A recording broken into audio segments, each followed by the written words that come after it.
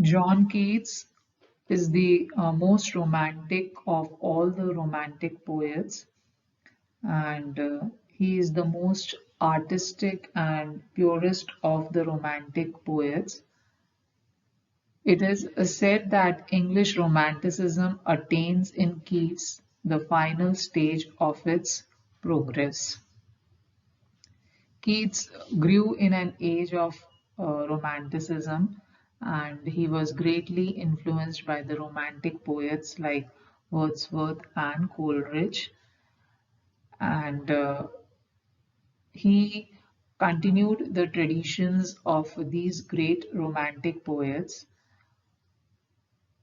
We see all the different elements of Romanticism like love of nature, supernaturalism, medievalism, sensuousness in his poetry.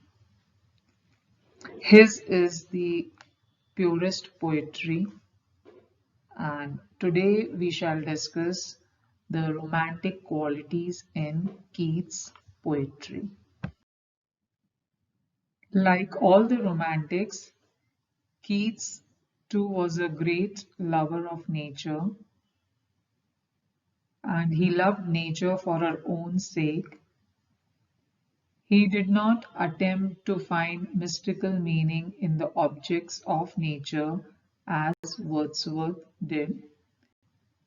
He was fascinated by the sensuous beauty of nature, and he found delight and beauty in the simple objects of nature like the flower, the glitter of the sun, the song of the nightingale, the humming of the bee. According to Rickett, Wordsworth spiritualizes nature and Shelley intellectualizes nature, but Keats expresses nature through the senses. And according to Rickett, there is not a mood of earth that Keats does not love, and not a season that will not cheer and inspire him. So we see that Keats, he was fascinated by the sensuous beauty of nature, and like a painter, he paints the beautiful picture of nature in his poems through his beautiful words. And in this, he is unsurpassable. Keats was a great poet of beauty. To him, beauty was his religion, and like a true devotee, he worshipped beauty. He loved beauty in all its forms and shapes, and in all his poetry, from Endymion to Hyperion, there is one dominant theme, and that is beauty. In his earlier poems, Keats found beauty only in natural objects, but in later poems, he talks about universal beauty. He finds beauty in the autumn season, in the song of the nightingale, in immortality, and even in melancholy. The first line of Endymion strikes the key note of his poetry, that is, a thing of beauty is a joy for ever. Keats and beauty have become almost synonymous. One cannot think of Keats without thinking of beauty.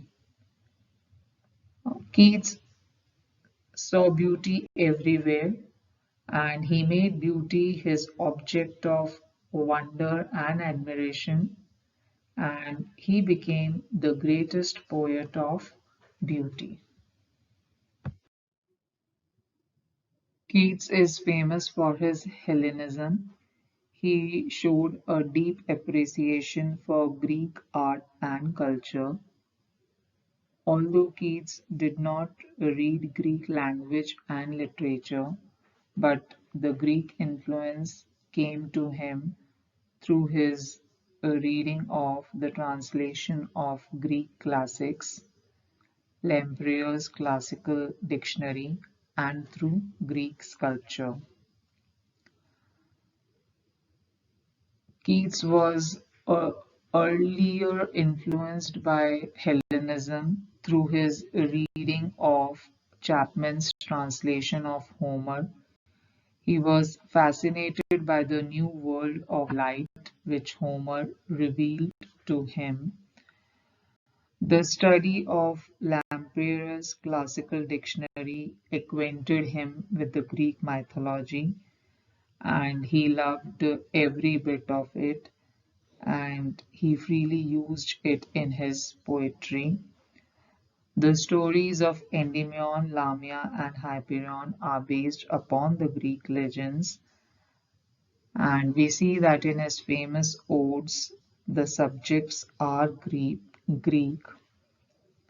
The Greek sculpture fascinated Keats' imagination, and his famous odes, Ode on Indolence and Ode on a Grecian Urn, um, had the Greek sculpture in them. A very important factor of Keats' Hellenism was his own Greek temper, the inborn temperamental Greekness of his mind. Like the Greeks, Keats was was a lover of beauty, and it was the perfection of loveliness in Greek art that fascinated Keats. So we see that the beauty and shapeliness of the figures on Grecian urn started the imaginative impulse, and this created the great ode. Again, like the Greeks, Keats had the manner of personifying the objects of nature. Like the Greeks, he attributed human qualities to various objects of nature. So, because of all these things, it was rightly said by Shelley that Keats was a Greek. Keats was much influenced by the art of the Middle Ages. He was powerfully drawn towards the heroism, adventure, myth, and magic of medieval romances.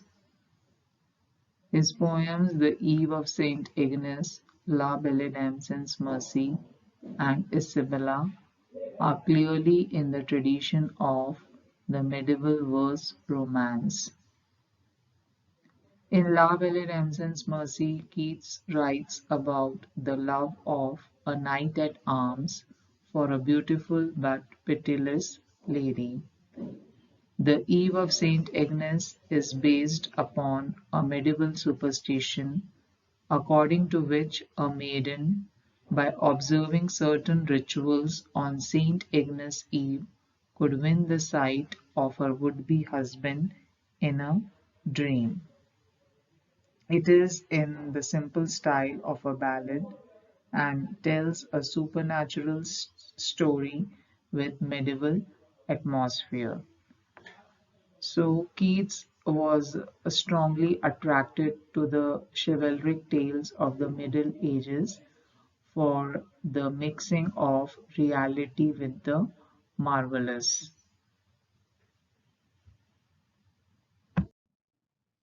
Senselessness is a very important characteristic in Keats' poetry, and there is a sensuous appeal in his poems, and his poetry is full of sensuous imagery. Keats is not a philosophical poet like Wordsworth and Milton. He is called a poet of senses. All five senses of sight, smell, touch, sound, and taste are magically put together in his poems. His poems, including his great odes, contain a rich sensuous appeal. Keats talks about sensuous beauty in his poems, and his poetry touches the senses of readers. For example, a song of Nightingale can be listened, Grecian urn can be seen, autumn season can be felt.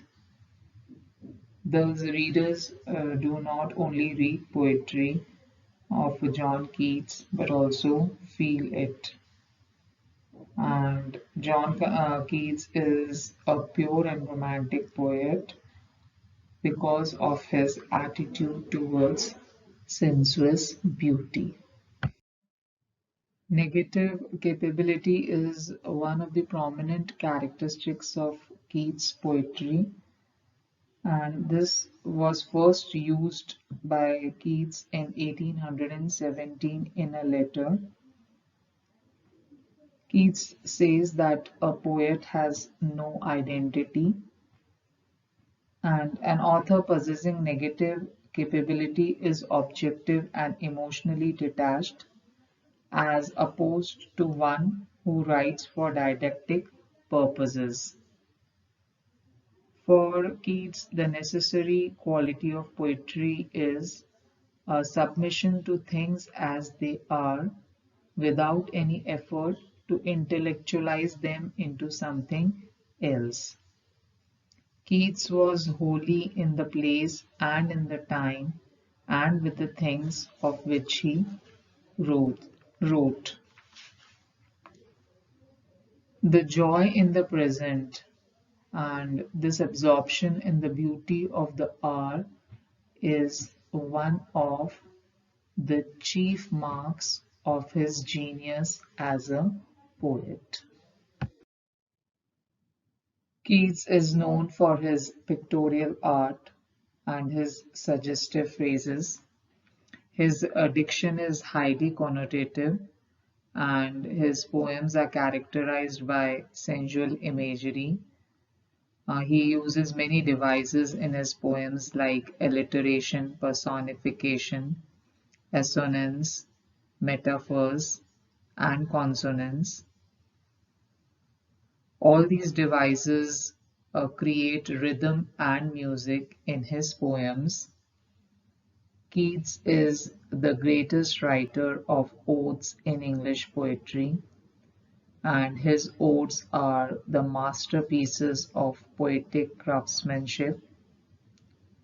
Thus, Keats has contributed immensely in English literature, and he had influenced the writers of the 19th and the 20th century, and his influence can be seen even on the modern day writers.